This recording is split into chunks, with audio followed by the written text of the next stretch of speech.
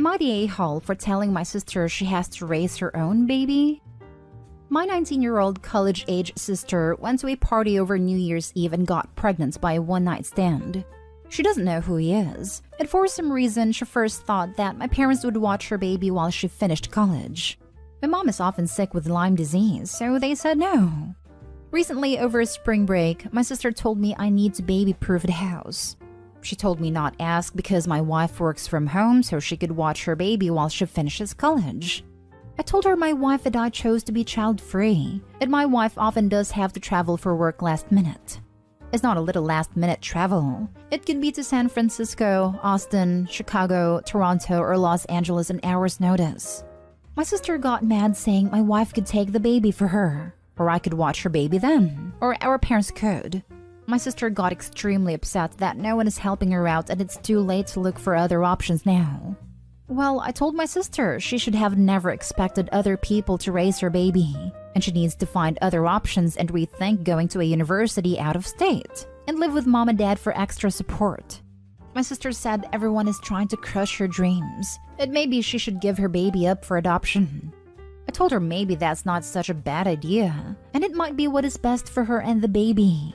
She now thinks I'm the worst brother in the world, but my wife and I decided to not have children, so we shouldn't be forced to raise my sister's baby. Now for the top comments. Not stay home.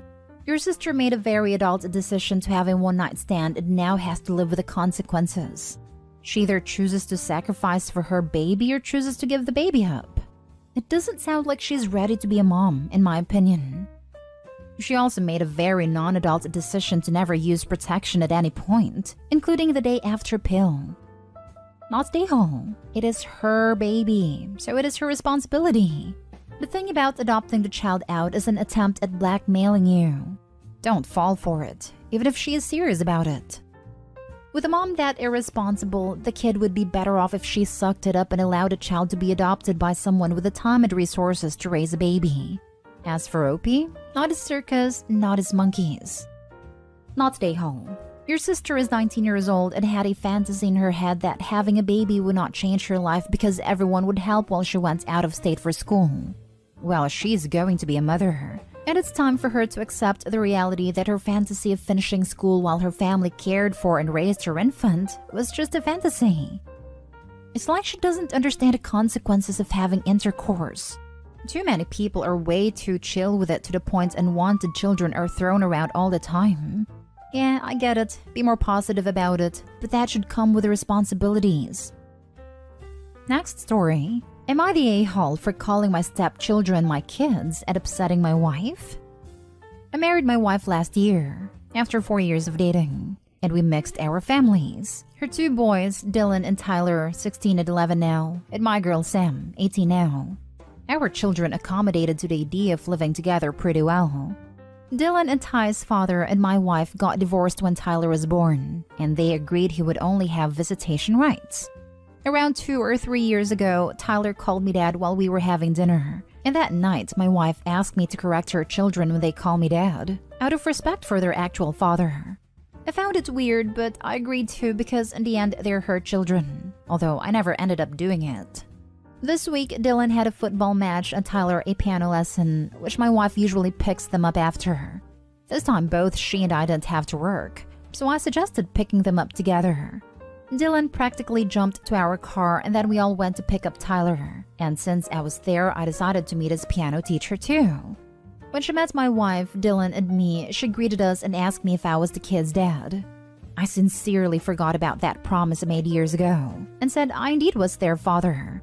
My wife almost instantly corrected me with stepfather, and then Dylan said out loud, "Mom?" The return home was awkward, and when we arrived, she called me out for breaking the promise we had by saying I'm the kid's dad. To make it worse, this morning I noticed the kids are acting distant towards their mother, and they deliberately are calling me dad whenever she's around. I feel guilty because it's the first time there has been such tension between them and it's my fault. Am I the a-hole for calling them my kids? Your wife is working toward an estranged relationship with her boys. We can parent as much as we want, but we will never control our kids' feelings. She has assigned herself way too much power and her kids too little autonomy. We aren't talking about 6-year-olds. You didn't do anything other than step up to the place that another man abandoned. Not stay home. The whole goal of step-parenting is to have this kind of relationship. How can Opie's wife be so mad about something so many people would dream of having? Not stay home. She's upset because you are a father to her kids and love them and they love you back? I could understand their dad being upset, but not her. And honestly, not even him. If he has visitation, you live with them. He doesn't even visit them, so I actually would get mad if he protested. Haha. Not stay home. I would understand if he was still in the picture, but I don't understand why your wife would want them to call you stepdad out of respect for an absent father. He's done nothing to earn it, and nothing to earn the title of dad. On the other hand, clearly you have. Not stay home. If the kids think of you as dad, then you are dad. Dad is not limited to biological father. Why can't the kids have 2 dads? Also, it should be seen as the highest of compliments. Opie's wife should be thankful that her sons see and feel that way about their stepfather. It definitely isn't always the case. I know, right? You read/hear so many stories of dysfunctional blended families. It's so heartwarming they're calling Opie dad by their own choice. A weird reaction by the mom. Perhaps unresolved emotions around a boy's bio dad abandoning them? This is one case that counseling might make a positive difference. The whole family or just Opie and his wife. Suggesting it for only his wife probably wouldn't go over well. Lol. Good luck, Opie. Next story is titled, Am I the a-hole for threatening my sister-in-law to kick her out over an argument? Little backstory before going to the main thing. I, 27 male, have a brother, 31 male, who has a wife, 29, and son, 7. Our parents were divorced, so after their passing, I inherited everything from my mother and also half from father, but my brother also inherited the remaining half from my father. Shortly after inheriting my mother's house, I was quickly approached by one guy who wanted to buy the house. He already made an offer to my mother but she didn't want to sell because she was living there and didn't want to leave. It's a 4-story house. That is a huge AF. Still had some rooms unfinished and I didn't really want to live there. So I cashed out and bought a studio apartment in the city where I was working. My brother was renting a place in the very same city. Forward to the recent times, my brother is an engineer and had a solid job, until the beginning of 2020 where he got fired. Since then, he still hasn't found a job in his field. He started eating through his savings and asked me if I wanted to buy his half of the house/property. Dad's house is smaller but way nicer.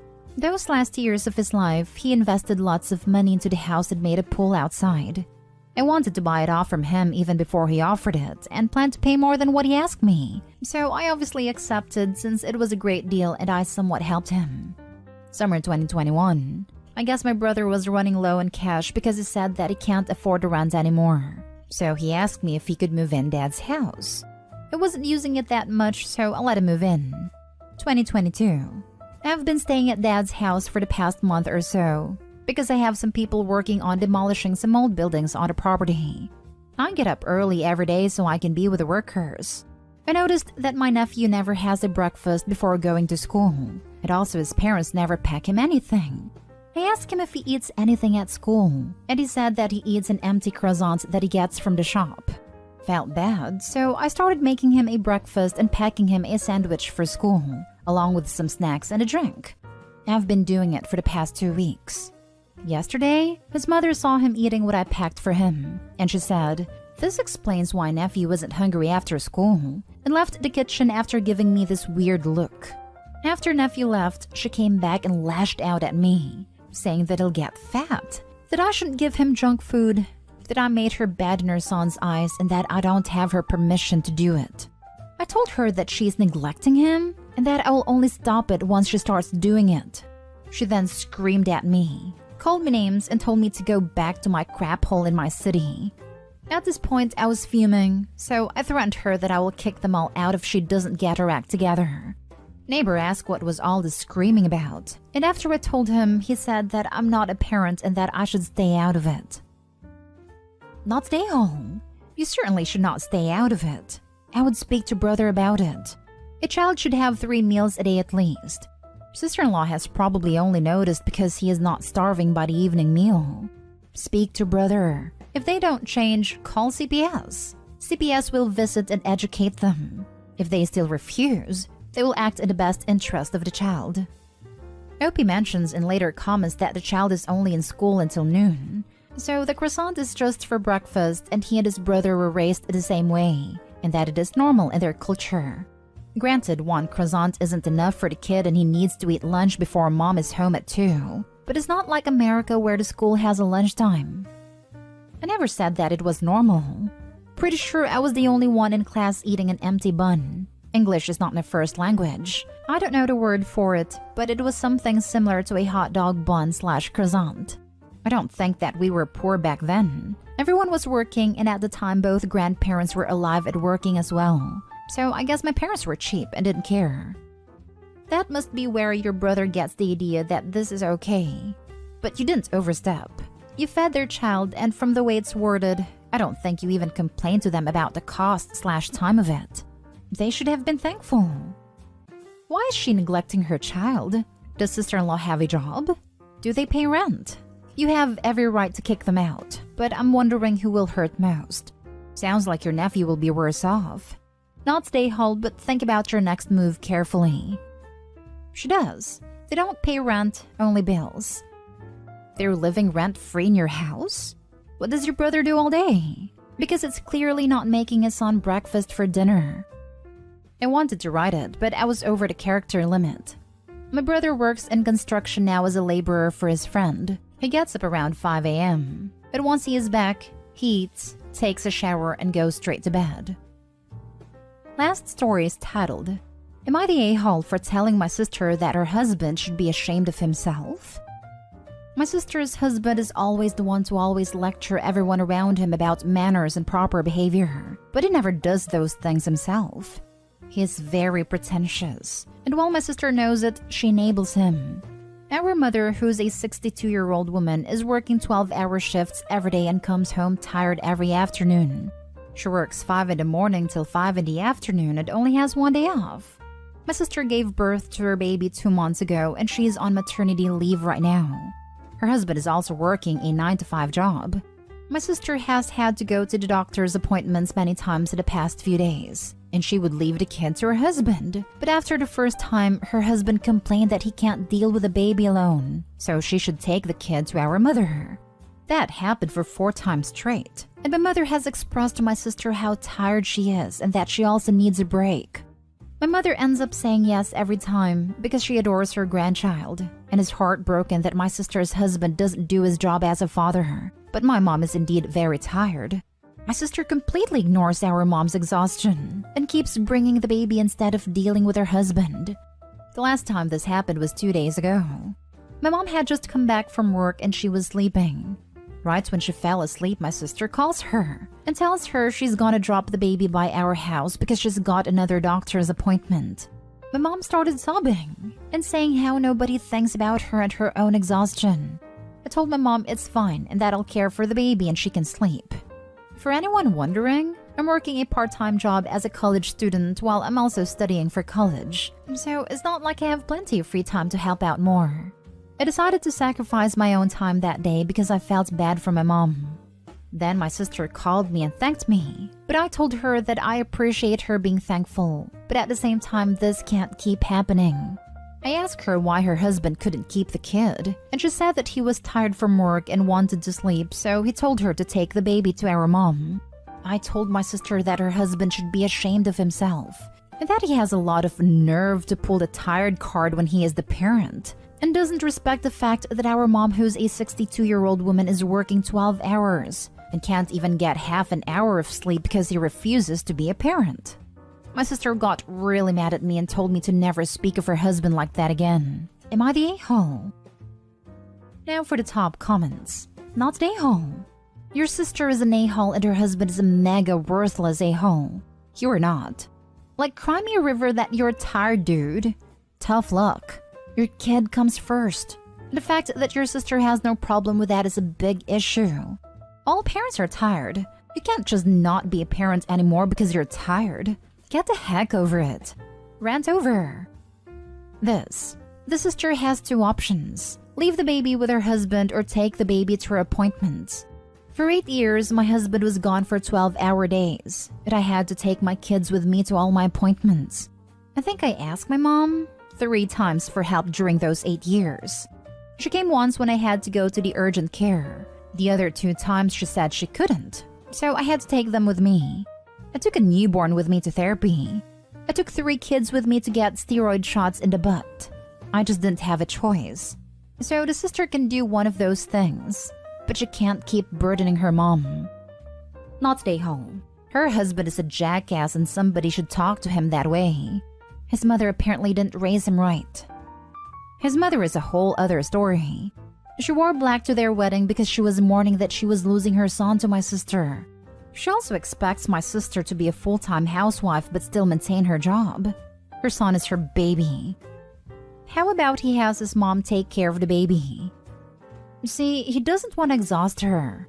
Yes, I know. Not stay home. Your sister got mad because she knows you're right. She's likely in denial that she just had a baby with someone who is showing little to no interest in actually parenting. And realizing that other people are noticing this as well makes it harder to maintain that denial.